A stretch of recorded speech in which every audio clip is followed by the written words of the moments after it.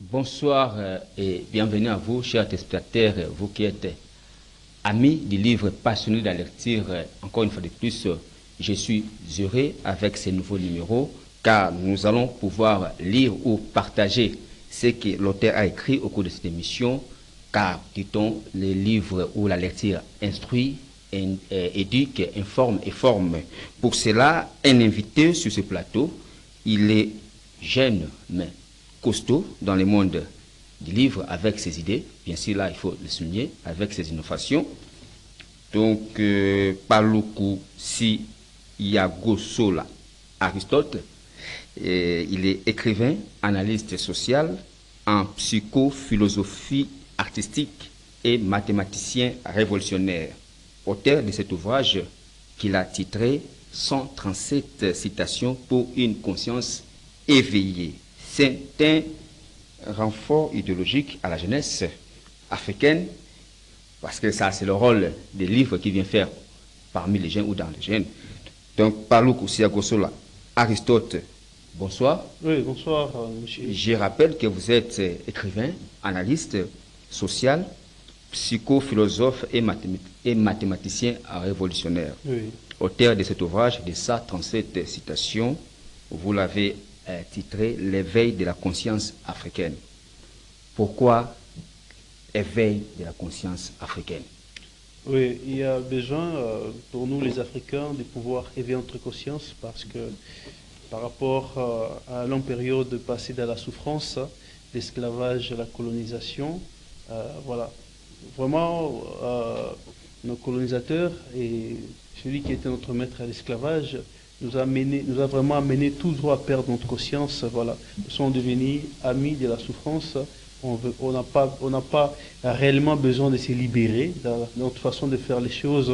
C'est pourquoi il devait y avoir quand même ceux-là qui poussent les Africains à savoir là où nous sommes par rapport à où nous venons et où nous partons pour que l'avenir soit clair. Voilà, c'est un peu ça. L'éveil de la conscience, oui. Un ouvrage pour conscientiser les jeunes Oui. à adopter un comportement responsable pour faire face à cette nostalgie ou à ces quelques dégâts, si on peut l'appeler comme ça, que les colons oui. nous ont laissés par rapport à l'éducation. Oui, ça ne se fait pas sentir, mais c'est clair pour nous, les chercheurs, nous constatons vraiment que c'est de là où ça vient, parce que déjà, l'homme africain, c'est une personne ouverte, c'est une personne aimable, c'est une personne intelligente, voilà, parce qu'on s'en sort facilement, mais par rapport à cette influence-là étrangère, jaloux de nos ressources, voilà, et voilà, ça a mal influencé notre savoir, nos comportements, eh ben voilà, on est asservi, c'est que je peux le dire, sans le savoir, mais c'est à perpétuité. Et si nous ne tenons pas compte de tout ça, nous risquons le pire, parce que ce qui est vrai, la colonisation continue jusqu'aujourd'hui. Voilà. Nous risquons le pire, la colonisation continue jusqu'à aujourd'hui. Oui, oui. Vous croyez vraiment que votre livre peut renverser cette tendance-là? Bon, en fait, l'important, ce n'est pas que je fasse tout, mais l'essentiel, je pense est que je puisse participer à ces changements-là. Parce que quand même, celui qui écrit, c'est lui qui a des précisions, et écrit ici et là-bas, voilà. Voilà, je pense que c'est ça. Là, on appelle la jeunesse à l'éveil de la conscience. Hein? C'est-à-dire, nous voulons à ce que la jeunesse soit responsable. Éveiller la conscience, ce n'est rien d'autre que enrichir son savoir. Hein? Voilà, chercher à connaître tout ce qui se passe dans la société. Voilà, du point de vue économique, du point de vue social. Ainsi de suite. Voilà. Politique également. Politique, connaître, avoir le goût d'apprendre. Une personne qui a le goût d'apprendre, c'est celui-là qui a voilà, une conscience, une riche conscience, voilà, une conscience éveillée. C'est ça. Capable de former un homme, de faire face à toutes les éventualités. Bien sûr. En parlant, en parcourant votre livre, j'ai remarqué que vous êtes dans, voilà ce que j'ai remarqué, vous êtes dans presque tous les domaines, social, économique, politique, tout ça. Aujourd'hui, il sera question beaucoup plus sur l'économie. Oui. Vous avez dit, je vous cite, l'Occident nous prête la monnaie pour permettre à l'Africain d'accéder aux productions occidentales. Quel est le message que vous voulez passer? Ce que je veux passer comme message par là, donc c'est un article que j'ai écrit dernièrement et publié dernièrement sur mes réseaux sociaux, mes comptes réseaux sociaux. Voilà. Alors, je voulais dire ceci, je voulais faire savoir aux Africains la réalité de l'économie. Parce que l'article, ces nouvel article s'intitule Éveil de la conscience économique.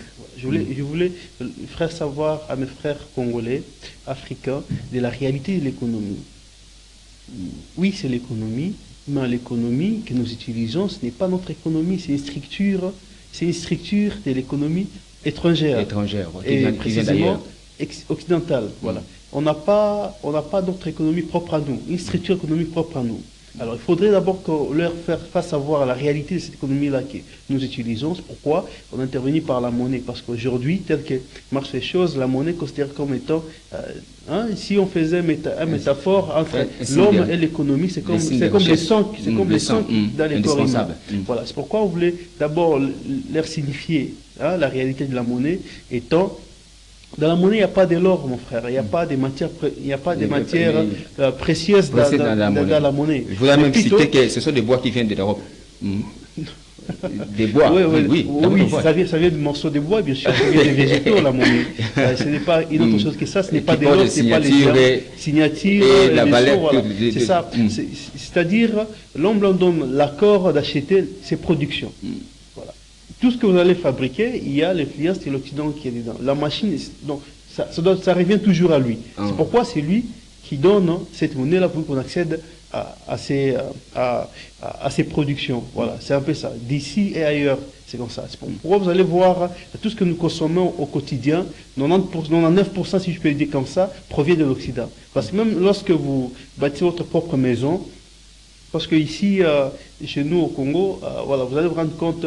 C'est moi les logements peut-être qu'on paie à un bailleur qui est congolais, mais tous les autres biens que nous utilisons, que nous achetons, sont des biens qui proviennent de l'Occident. Et même cette maison-là dont nous sommes bailleurs pour donner les logements à nos frères congolais. Voilà.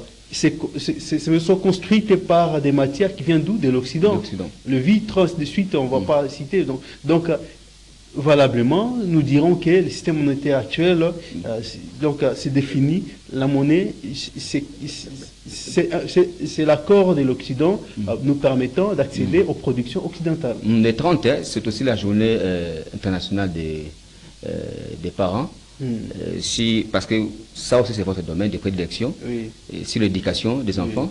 Est-ce que vous pouvez placer un mot, même pendant un tout petit mot par rapport au rôle des parents, entre ces rapports-là, les parents et les enfants dans notre société?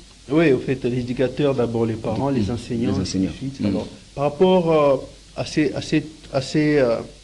rapports-là, je dirais facilement que les parents, il faut qu'on puisse créer un lien d'amitié avec les enfants pour bien les éduquer. Que ce soit les parents, que ce soit les enseignants. Parce que lorsqu'on est méchant envers les enfants, ce n'est pas bien. Et surtout, la cause, c'est parce qu'on a des difficultés autre part qu'on veut maintenant se défouler sur les enfants. C'est très important ce que vous avez dit. Alors, on est très stressé pendant la journée. On n'est pas du tout comme les Européens. Ils sont tout le temps avec un tel attachement avec les enfants, tout ça. Mais nous, ce n'est pas le cas. On est colérique. Et encore, c'est pas pour l'éducation, c'est pas beau. Oui. Et encore avec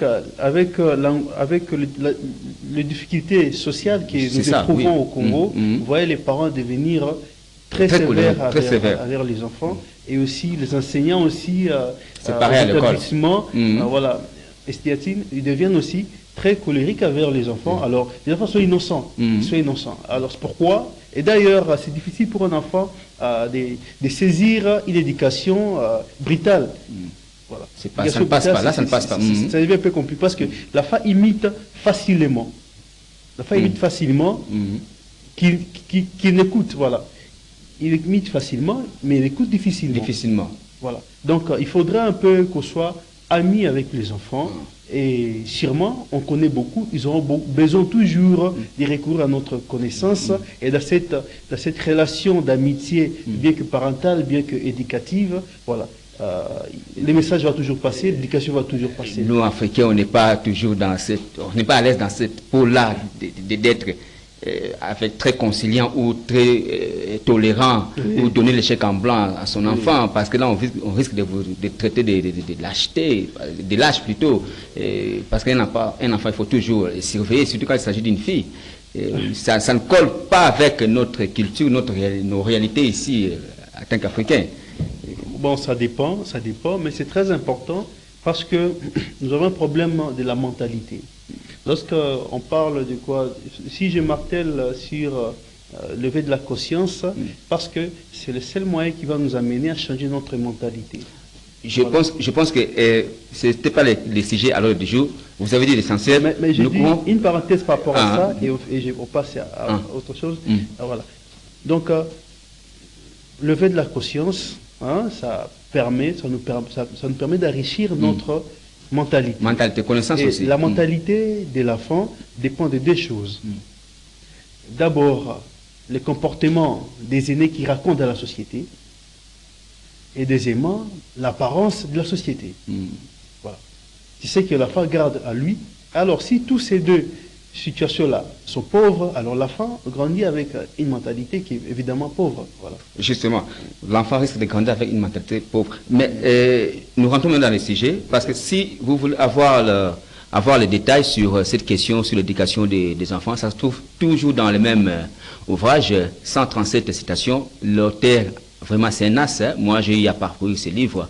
Il y a bien des choses là très, très intéressantes pour mieux s'auto-former et former aussi ces enfants, les instruire. Pourquoi pas? Donc, il y a des petits détails là que vous pouvez. Donc, procurez-vous ces livres. Là, je vous recommande. Donc, là, c'est ça vraiment très intéressant. Nous revenons à notre sujet du jour. Je suis maintenant à la page 2. Vous définissez la monnaie. Je cite. C'est du papier portant le sceau et la signature de l'homme blanc. Elle gagne de la valeur parce que les producteurs exigent. Que doit faire le gouvernement congolais ou la population pour contourner ces manœuvres? En fait, bon, la voie ethnique, c'est déjà une procédure. Parce qu'on a toujours cette pensée-là, nous, population, ainsi que le gouvernement ou les gouvernants, d'avoir beaucoup plus de liasses de billets que d'aller avoir comme vous avez dit, de la production. Bien sûr. De la production. Bien Ce sûr. sont les deux concepts-là qui sont en train de se chercher ça et là, comment se départager. Bien sûr. Bon, en fait, je dirais ceci, comme on le dit souvent, que l'arc-en-ciel représente Dieu. Vous voyez? Donc c'est ça la monnaie. La monnaie, c'est comme l'arc-en-ciel. Et les dieux de l'économie, c'est quoi? C'est la production. La production. Donc lorsqu'il n'y a pas de production, la monnaie ne sert à rien. La monnaie ne sert à rien. Alors c'est pourquoi, bon, je vais rendre un peu hommage à nos héros. Ils ont fait leur part des choses en nous montrant la voie que nous devons, en nous montrant les besoins de notre liberté. Vous voyez?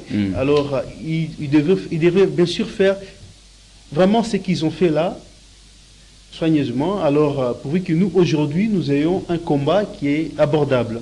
Voilà.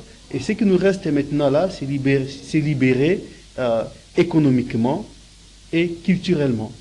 Voilà. Voilà. Et donc culturellement. Alors, pourvu que notre gouvernement puisse contourner cette dépendance-là, il faudrait qu'on puisse produire. Et là, je parle dans l'article, là nous sommes dans l'article avec de la conscience économique. Voilà. Dans ce nouvel article, voilà. Je parlais d'une notion étant la nationalisation économique. Donc il revient. J'en profite pour vous dire que vous nous faites aussi le résumé, parce que nous sommes déjà presque, nous tendons vers la fin. Très bien. Le résumé de l'ouvrage. Très bien. Mais nous sommes dans un sujet économique toujours. Très bien. Il revient au gouvernement de pouvoir recenser les producteurs et les ingénieurs capables de produire des biens et services que produisent les étrangers. Voilà. Et là, je pense que nous serons facilement contournés à cette affaire-là. Et là, je pense la monnaie que nous allons imprimer chez nous ici aura une valeur quelconque. Parce que bien sûr, la DGI étant la régie financière par excellence, va bien sûr se retrouver parce qu'on aura un contrôle sur l'économie de notre pays. Voilà. Et aussi, directement, avec les temps, nous saurons comment bénéficier de nos pays voisins qui fait un grand nombre d'individus, un grand nombre de demandes. Voilà. Une affaire de plus de 200 000 habitants donc, dans nos 9 pays limitrophes. Alors là, je pense que nous produirons pour ces 300 000 et quelques habitants, mais les bénéfices reviendront à la RDC, voilà, qui est notre pays, comportant combien les recettes reviendront, bien sûr, à nos 100 000 habitants. Et là, ça sera un gain de plus. Un gain de plus, voilà, c'est ça. Ce sera peut-être le mot de la fin, hein, je pense. Bon, par rapport à la fin, par rapport au mettre point à ce que je voulais dire aujourd'hui, est que aimons-nous les uns les autres, avançons. Ce n'est pas la monnaie qui va changer les pays, mais surtout la relation que nous avons ensemble qui va nous amener à changer notre pays, parce qu'il y a ensemble qu'on va travailler pour pouvoir faire une chose d'utile. Lorsqu'on voit des marques étrangères, ils utilisent bien sûr nos matières précieuses, voilà, ensemble avec eux. Lorsque nous voyons Toyota, c'est pas une personne qui produit Toyota, il y a un couturier, il y a beaucoup de gens, il y a vraiment beaucoup d'énergistes, ainsi de suite, des mécaniciens, des ingénieurs, voilà, des modélistes, voilà, tout ça, tous ces Allemands-là se mettent ensemble, tous ces Japonais-là se mettent ensemble pour produire Toyota et pour la Mercedes, c'est comme ça pour les Allemands. Alors nous aussi, les Congolais, mettons-nous ensemble pour faire mieux, surtout qu'il y a des hommes très intelligents au Congo qui peuvent nous amener à aller de l'avant. Alors pour mettre fin, je dirais, par rapport à l'éveil de la conscience économique, que c'est mieux que les gouvernements puissent considérer la monnaie comme étant la couverture de la production et que la population puisse considérer la monnaie comme étant le permis d'accès aux biens services. Voilà, merci. Je pense que l'émission est terminée. Aristote Paluku Siagosola, merci d'être passé. Merci. Revenez quand vous voulez. Okay, le plateau est à vous. Très bien. Mesdames les téléspectateurs, nous sommes à la fin de cette émission. Les contacts, oui, vous pouvez aller rapidement, oui. Très bien. Ainsi que là où se trouve votre livre, les points de vente, c'était... Les points de vente, c'est la librairie livre pour les Grands Lacs. Voilà. Maintenant, c'est sans adresse. Hein. Maintenant Ils ont sur 24. Et l'autre, c'est proche, à face... En face vers de la banque de Tembe. À face de Tembe. Vous donnez rapidement les numéros. Alors, on me trouve sur les Twitter et sur tous les réseaux sociaux. Voilà, je suis là pour causer avec la jeunesse. La jeunesse, c'est une histoire très sérieuse auquel nous, on se donne pour s'y mettre parce qu'on passe au demain étant un homme d'État. Merci. Bon va à l'ouvrage. En tout cas, je vous souhaite plein succès avec votre nouvelle publication, votre nouveau bébé. Et je pense que tout. Vous voulez quelque chose?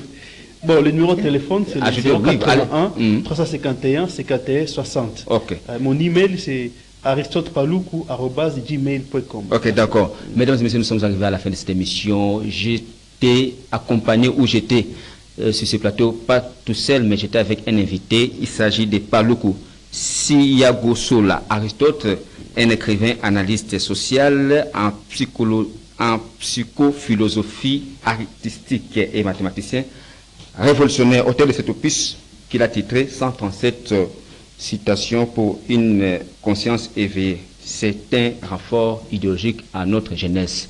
Pour aujourd'hui, nous sommes arrivés à la fin. Je vous dis merci de votre attachement toujours renouvelé et bye bye à la prochaine.